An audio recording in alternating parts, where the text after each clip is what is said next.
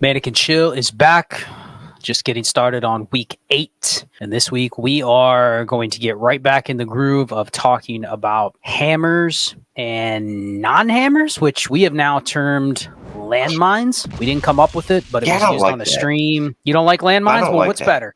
What's a better term for landmine? That's not the opposite of a hammer. Like the opposite of a hammer would be a pillow, right? I agree. Well, what is the opposite word of a hammer that we're going to use? It's hammers and what? Not landmine, Shane. Pillows. What is it? You're on the spot. Pillows. We will go with it. I have no clue how you got pillow. It's hammers, and those balloon hammers. Like they both look like hammers, but one's only really a hammer. Rubber mallets. Rubber mallets. There you go. Not even rubber. Like it's got to be the blow up ones because rubber mallets are hard. If it's hard vulcanized rubber, it could kill someone. So this is going to be the hammers and blow up mallet show. We're going to roll with that? Yep. All right. So we're going to talk hammers and I can't even continue to say blow up mallets, but we're going to go hammers and blow up mallets. We're going to talk about a couple players for each of us that we can continue to go forward with buying or selling or just considering to be hammers or blow up mallets for the rest of the season based on their current keep trade cut value and based on their current production. So we'll just start by giving a loose definition of both. And let's start with the easy one, Shane, because you've used the term thousands of times since we've started the show. How do you define a hammer? We haven't really even ironed out exactly what a hammer is because I was testing you before the show. Shane, is this guy a hammer? Yeah, and then we look up his numbers or we look up his usage. I don't know. Maybe that's a little shaky, but what is your definition of a hammer? Well, one thing, because I know that people like things in neat little boxes. So after this show, I'm going to have to actually hammer out an analytical hammer. But the easy, short thing that pops in my head and where it came from, I used to say, I want to beat you in the face with a sledgehammer, right? That's what I wanted to do to my opponents in fantasy football. And how did I do that? Of course, I was talking metaphysically with players. What players do that? Players that can put up crooked numbers, right? So we're not talking about quarterbacks specifically here. I think we all know who they are. We're going to talk about position, wide receiver, running back, tight end.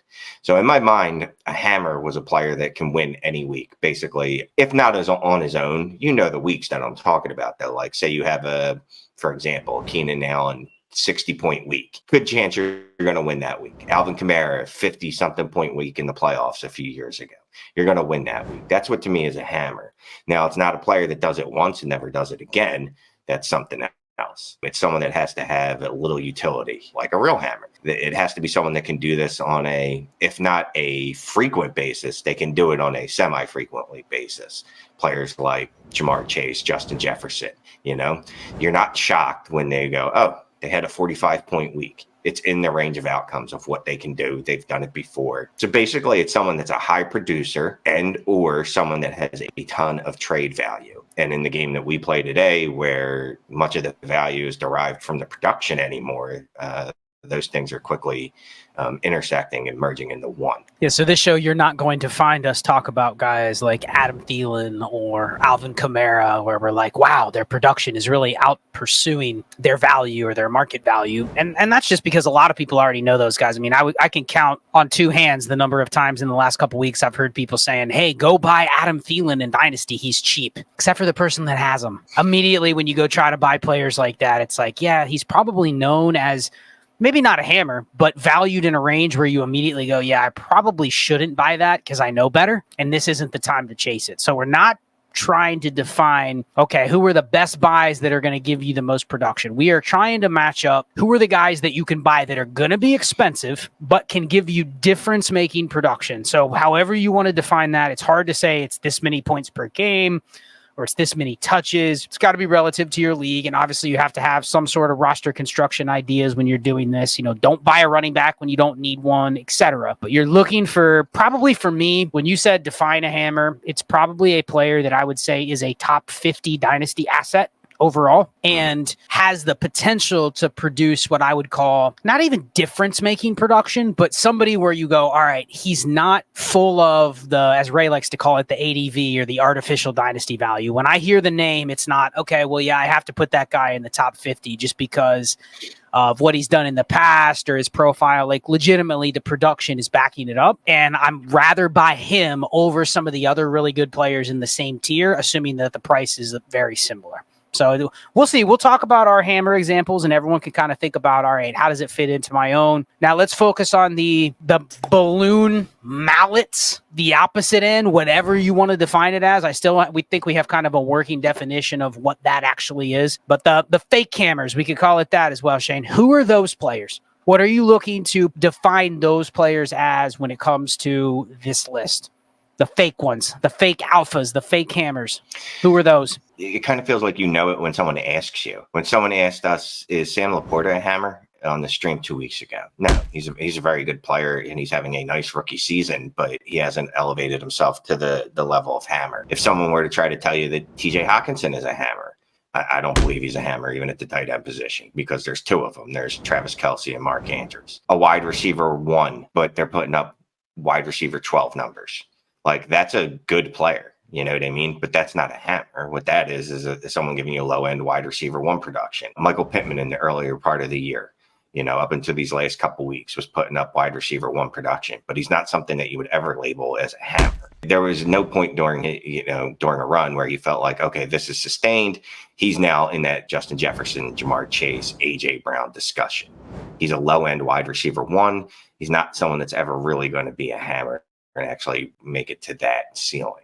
So let's start, because I do have a big picture question for you, but I'm going to hold off until we start talking about our individual players. So let's start with your first hammer. I think we haven't really defined what we would be willing to pay, but I would tend to think that if you've identified a player as a hammer, you are willing to pay the market price to get them. You are willing to kind of go and meet the person at what they probably want to sell this player for, which is difficult. When you're talking about buying players that are in this range, you go try to buy A.J. Brown. Like, you're not buying at a discount. Like, the idea of I'm going to buy low when a player's not performing or when they have a bad game, like, you can try, but when you're talking players at this caliber or in this range, you're probably going, all right, the discount is I can actually get somebody to sell them, but I still need to pony up. So who's your first one? Who is your first hammer? Look, and again, I'm not trying to spit any hot takes, so it's not going to be someone that's surprising. And this isn't my first ranked hammer, but it's A.J. Brown. I mean, I was gushing all over him, basically slobbering all over him on the Tuesday stream, talking about 5 straight weeks. He's got, 125 receiving yards in a row, blah, blah, blah, blah. Either way. So last year he was the wide receiver 8. This year, he's the wide receiver 5. Like, at this point, he's moved into hammer territory, right? I know some people might think maybe a year and a half's not enough of a sustained run to do that, considering that when he was in Tennessee, he put up good numbers, right? But he didn't particularly put up super elite numbers, although he did in 2020. He was wide receiver 6, but up and down. But at this point, he's someone that I would say is a wide receiver 1, is a hammer, because he is one of those guys that can drop 40 points on you, 35 points on you, and can do it on a semi-frequent basis. And then he also does still have the trade value, obviously, as you'll know if you've tried to trade for him. Yeah, overall player number 10 on Keep Trade Cut. That does include quarterback. So he is the 4th highest valued non-quarterback right now in Superflex. So definitely valued as a hammer. I mean, if you sort by wide receiver production for the year, he's in that gold range of players that are above 30% market share for the season. There are only 8 players in the league that hit that number. All of them, probably other than Puka Nacua, would be ones you came into the year and said, yeah, I wouldn't be shocked if you see that guy on the list. Tyreek, Diggs, Chase, Garrett Wilson, Keenan Allen, Devontae Adams, A.J. Brown's on there, and then, of course, Puka Nacua, who everybody saw coming. So from definition, he hits both, and then his fantasy production is there as well. He's a top 5 receiver in terms of production. He's one of 9 receivers that's averaging more than 20 points per game. So everything you checked is the case. And so I think the application of A.J. Brown as a hammer is you are willing to take any of these other receivers, probably minus Chase and Jefferson, and go, I'm willing to pay up on top of them to get A.J. Brown, correct? So let's just make it actionable, Shane. So you are seeking to go buy A.J. Brown, the hammer, and fade another player that is in a similar range that is maybe valued a little bit lower, but you're looking at their production and you say, okay, CD Lamb, he is averaging 6 points per game less than A.J. Brown. Amon-Ra St. Brown, he's averaging 1.5 points less per game than A.J. Brown. What's the delta there? Like, because this is your feet to the fire. You have CD Lamb. Are you adding a 25 first to go get A.J. Brown? Yes. that's the kind of move I think would be defining hammer versus very good player that has very high dynasty value. What's funny about that is I wouldn't do the same with Amon-Ra St. Brown. I think Amon-Ra St. Brown is actually better than CeeDee Lamb fantasy-wise. But if someone were like, give me a 25-second when Amon St. Ross, Jesus, ARSP for A.J. Brown, I would do that. But no, I'll add it first to CeeDee Lamb. Garrett Wilson. Yes. I mean, that's the line. For me, that is a very much you have one shot to make that deal. You make that deal and you're wrong, you can't go back. That's the kind of deal where you go, is this the best place for me to spend my 25 first, paying for an upgrade in a range where before the year I would have called these players in a very similar tier. It's exact where I want to spend my pick. And if you say yes and you say I'm going for it, you've admitted that you're just going to live with that result, whatever the difference between the two players is. And it is fluid because, Garrett Wilson and Chris Olave, I'll add him in there. He's in the same mix as Garrett Wilson. These are both guys that at this point I would have thought would be in the hammer range. Didn't work out that way because of different circumstances. You know what I mean? But that is what it is. That's the reality of it. Before the season, I would have said you're crazy to think I'm adding a first to either of those dudes for A.J. Brown. Now, especially in a contending team, I'm not even thinking twice to do it. I'm picking up 8 points a game. 8 points a game. That's hard to make up in fantasy. For me, it's probably, if I had to say right now, what do I think I can get done on the market? It's maybe a little harder this week, but I already mentioned Puka Nacua being in that range with the other 7 guys that have all been historically studs. And he's right there. If you took the name Puka Nacua away and you took the fact that he was drafted where he was drafted away and you plugged in any other name that we liked, if you plugged in Jackson Smith and Jigba or Jordan Addison or Zay Flowers, and all those guys are pretty good, but you plugged one of those names into where he's at right now, he would be up in the... He would exceed where Chris Olave, Drake London, and Garrett Wilson were last year. Remember how excited people were when those guys started to produce last year. He would exceed all of that by tenfold. He would already be considered easily wide receiver 3 or 4 in Dynasty, to the point where you could get almost anything if you had him and you were willing to move him around. So I think he's there. He is one of 9 that's averaging 20 points per game. He's literally up there with every other name that I mentioned, not just in a target share perspective. The targets per route run is up there as well. I mean, he literally, if you took away the name, you'd go, damn, that guy looks really good. If you ask somebody that knows nothing about football, pick out the names based on these metrics, they would pick him out pretty much in the same breath as all of the other players that you're talking about. Now, he's wide receiver 10 on Keep Trade Cut. I have shopped around a little bit and trying to get another Puka Nacua share or 2. And I've been trying to do Chris Olave, which hasn't worked just because maybe, the people's feeling on the Saints right now, his arrest, it's not, people are not like, oh, let me add to Puka Nacua to get Chris Olave. You know what I mean? They're good. They'd rather have Nacua. They want you to go the other way. So he's my hammer, but I'm going to ask you again. That's Garrett Wilson and Chris Olave specifically. Okay. Are you adding to either one of those to get Puka right now? Knowing that you have to buy out the person with Puka, you need to buy out a little bit of their ego, knowing they hold the guy you want, but you're still giving them a really, really strong young receiver that has already done, not what Puka has, but he's done enough to where you're like, I'm pretty confident these guys are where they are for the next couple years. So here's the thing, right? And especially after season, what do? I go to StatHead and I start running numbers and go, this is what every wide receiver in this cohort has ever done the rest of their career. This is this is the list. And that's what I kept doing with Olave and Wilson, right? And both of them were at the bottom of that list. Not to speak badly of them. They were just very at the bottom of that elite list, where their outcomes could be anywhere from DJ Moore to Jamar Chase, Justin Jefferson, right? Puka, even if he drops off, like the dude could score 5 fewer points a game for the rest of the season and get down to 15 points a game. He'd still be in a significantly higher tier based on his production comps. I think, and it's really paining me to say this, but I think, yes, you should add, now not significantly, but it's okay to add to Olave and Wilson to get Puka Nacua. I mean, the guy scoring 20 points a game. Obviously, we don't think that's going to maintain, but even if he only scores 15 points a game, he would have still outscored Olave and Wilson by about 3 and 4 points a game, which is a major difference. And again, this is as a rookie, and we're looking at what have rookies that have done that in the past, what do they look like going forward? And what they look like going forward is absolute monsters, Jamar Chase and Justin Jefferson. Like there's only a few wide receivers in that range. So how would you rather buy Puka? Would you rather give up CeeDee Lamb for Puka in a second, or you give up Brandon Ayuk and a first for Puka Nacua? Which way would you rather go? Actually, I think I'd rather give up the second and Lamb than Ayuk in the first. That's the angle that I thought of when I thought of Puka, is you're not getting him by giving up anything below him or in his range and trying to get a plus based on the name. That's what I was trying to do. I was trying to get like Puka in a second for Olave, Puka in a second for Garrett Wilson. People saw right through that. I think you probably have to go from above him. Amon-Ra St. Brown for Puka in a second. Would you take Puka in the second? For Amon-Ra St. Brown? Yep. Let me try to speak English. Yeah, I would take Puka in the second. So you would take Puka in a second for CeeDee Lamb? Okay, so right there, if you have those two, you're looking, all right, I can be willing to kind of tier down, or at least try the tier down based on current market value and see if you can get a small piece. And you can't get greedy. You can't be like, even if they say I'll give you a third, kind of have to go, all right, if we're defining what he is as a hammer, he's equal or above those guys. Now, if you don't think it can continue and you're like, I'm not betting on it going forward, that's one thing. But what we're saying is that what he's showing right now, even if he falls back a little bit or has a couple bad games, like if you were high on Chris Olave and Garrett Wilson last year, you have to be even higher on Puka right now.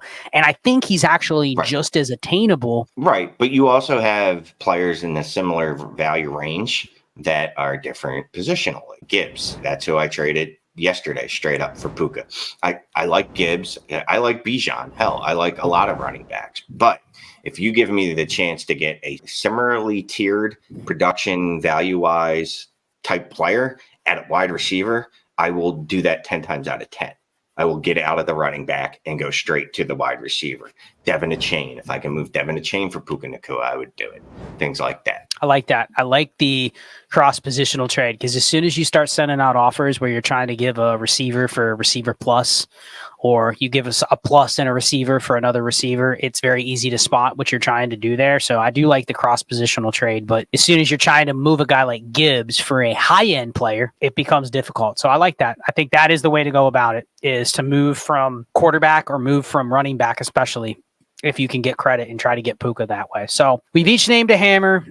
Any others you want to mention before we go to the fake hammers or the rubber mallets or whatever we want to call it? I'll just start. It's not an extensive list, right? I used to joke all the time. There's 6 players that matter in fantasy football outside of the quarterbacks, right?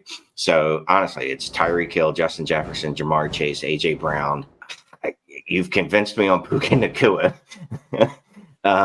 Christian McCaffrey? Christian McCaffrey, because of the outsized production, yes. Eckler, if he didn't get injured and stayed on that same trajectory this year, it'd still be in that hammer range for me. But yeah, Christian McCaffrey, Travis Kelce, again, the just outsized production. Mark Andrews, because of the production, age, and trade capital. Steph Diggs? No, and he's close. I'll say this, and it's mostly just he can give you those spike games because he's done that. He's not particularly old. I think the trade value is a little less than even Tyreek Hill, who's, well, he feels like he's significantly older. They're actually the same age. How can you list Christian McCaffrey but not Steph Diggs? Because Christian McCaffrey also, we're comparing positions, right? What's harder to get, a 40 point game out of a running back or a wide receiver? Fair. It's probably the running back. There's a select few of guys that can do that. And yes, I know every once in a while a rando like Zach Moss will get in there. But just from a production level, we've seen Christian McCaffrey puts up quarterback 1 numbers at running back. That's just absurd. So real quick, so everyone follows, you're talking about McCaffrey and Tyreek Hill. Those two are the veterans that are basically, you are saying you are willing to get either one of those guys. You are willing to pretty much give up any dynasty assets, period. Yeah. To get those two, aside from the other young guys that are also on this list, you have no problem. Right. You have no problem throwing in a Breece Hall plus to get a Tyreek Hill. Especially, again, I'm moving off position from running back. I'd be happy as hell to do that. And, and that's, I don't want to get into the whole discussion on running backs. It's a whole other thing. But no, that's a deal I would make. Yes. Assuming that Tyreek Hill's hip injury isn't too severe. Yeah. I mean, and that's kind of why we did this show, was to identify those players where you go, all right, I can temporarily abandon any sort of future dynasty principle to get the rest of the season production for this guy. And I will just say, you need need to be calculated when you make that move, but there's really only probably 2 veterans, and you could probably throw Kelsey in there just for the positional advantage. But those are the 3 players where you go, I can almost abandon any sort of dynasty valuation principles and say McCaffrey, Tyreek Hill, Travis Kelsey. There isn't a price too high to get those guys. It's really what can you stomach? And you can get them in every league you want. I guarantee if you come to people and you're offering players like CeeDee Lamb or Chris Olave or Garrett Wilson or Breece Hall, you're kind of probably bailing the person out a little bit like, man, you're offering me Breece Hall for this guy? You know, like, I got to consider that. Even if they're contending, someone offers you Breece Hall for Tyreek Hill, they're going to go, all right, I at least need to not turn it down and walk away. They have to at least look at the offer. You know what I mean? Yep. And, you know, a good descriptor of this, the more we think about it, the more we talk about it, someone you're willing to fuck up your process over, where you go, this is not a good process deal. This is not a good process deal at all. I should not be adding a 25, 24 first to a young wide receiver that's a top 15 wide receiver. Let's just say Brandon Ayuk to move up to AJ Brown. That's not good process. And like Scott was saying, you have to be, I forget what you said exactly. You can't do this all the time, obviously, right? So that's why it's important to remember also, there's not a plethora of hammers out there. There's literally like 9 or 10 players that you should go, yeah, I'll do that for them. And it's not guys like Drake London. You know what I mean? It's not guys, even if he rips off 15 points weeks. It's not, unfortunately, even guys like Diggs, who I think is close, but not there. It's a very select few amount of players that I'm willing to go, fuck my process. I need these dudes on my team because these are the types of players. If I just have 2 of them on my roster, I can win a week regardless of what everyone else does. My last question for you. This is going to be a tough one because I think this is one that we're going to have to answer here in a couple months, Shane. Season is almost over. Let's say you're out of the playoffs. It's week 17. Sucks. You didn't make the championship. Okay. Are you still willing to go buy Tyreek Hill and Christian McCaffrey going into the offseason at this price? Not at the peak price that they cost right now, but it is week 18. The fantasy season is over. Chris Olave finished wide receiver 20 on the season. Are you willing to give Chris Olave for Tyreek Hill at that point and bet on it next year? Just straight up? Straight up. Season's over.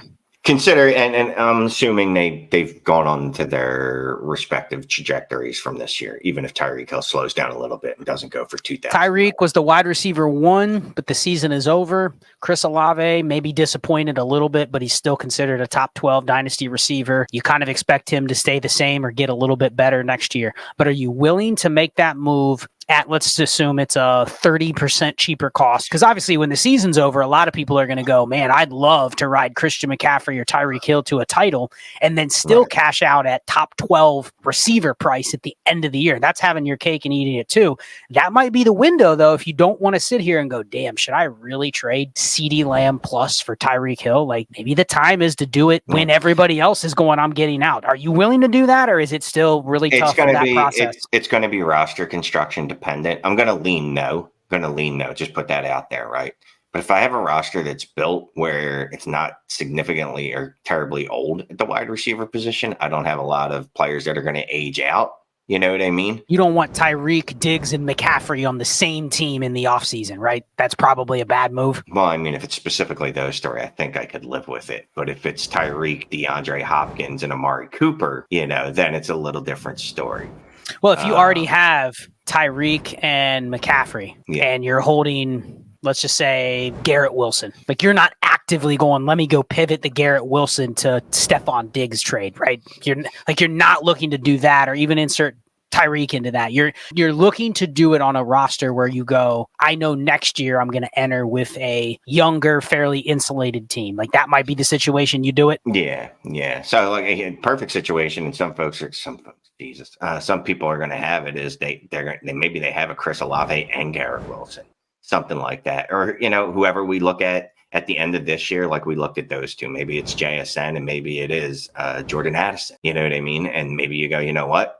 I'm going to take a shot on sending one of these 2 dudes away for Tyreek Hill because I have, and like you said, insulation. I have another young wide receiver. There's no reason for me to place all my bets on these 2 wide receivers, kind of like a lot of people might have done with Wilson and Olave this year. And again, the year's not over, but we're just assuming current trajectories. These guys that are the older veteran hammers, especially, I mean, obviously, if you can go buy Jamar Chase, then it's not going to be a bad dynasty bet to just get him, whatever you got to pay. And you know you're going to get the residual value when you get to the offseason. He's still going to be valued where he is. So you don't really have any risk of buying an asset that's going to lose a bunch of value or lose a lot of demand on the market. For me, I probably am fine with just getting a certain amount of exposure to these guys. And especially if you really think it's the difference between you winning a title and not, I'm okay carrying 10% exposure of these guys going into the offseason. I don't mind if I have 6 or 7 Tyreek Hill shares.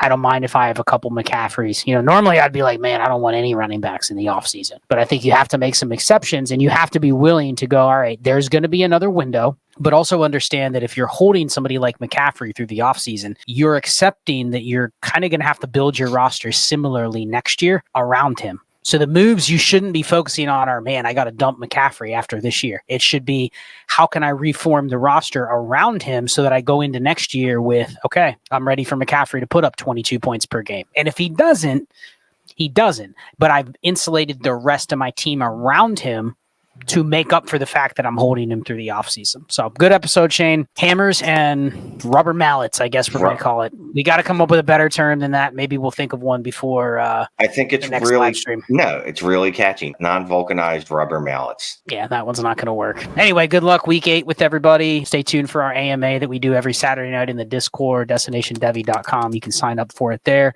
Check it out. And if you do join the Trades in 5 tier on there or the Destination 5 tier on the website, you will get access to the bonus content that we do on the Discord pod feed. So check that out as well. Good luck week 8, everybody. And Mannequin Show will be back week 9.